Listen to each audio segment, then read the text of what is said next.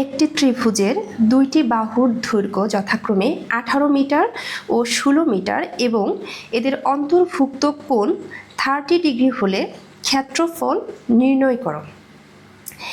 আমরা কিন্তু এই টাইপের ম্যাথের ক্ষেত্রে একটা সূত্র জানি, সেটা কি বলতো, যে ত্রিভুজের যখন দুইটা বাহু এ বি দেয়া থাকবে এবং তাদের অন্তর্ভুক্ত কোণ থিটা হবে, তখন ওই ক্ষেত্রে ক্ষেত্রফল নির্ণয়ের সূত্র হচ্ছে হাফ এবি ইন্টু হচ্ছে সাইন থিটা।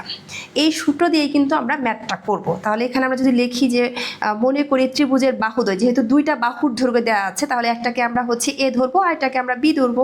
তাহলে আমি লিখে নিয়েছি যে মনে করি ত্রিভুজের বাহুদ্বয় যথাক্রমে এ ইকাল টু 18 মিটার এবং বি ইকাল টু হচ্ছে 16 মিটার এবং কী দেওয়া আছে, অন্তর্ভুক্ত কোণ, এবং এদের অন্তর্ভুক্ত কোণ থিটা ইকাল টু, থিটার কিন্তু একটা মান আছে, সেটা কত, 30 ডিগ্রি।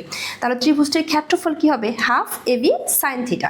এখন আমাদের কাজ কি, এখন আমরা হচ্ছে জাস্ট মান বসাবো। হাফ ইন্টু এর মান হচ্ছে 18, বি এর মান হচ্ছে 16 ইন্টু সাইন 30 ডিগ্রি। এখন সাইন 30 ডিগ্রির মান কত, হাফ।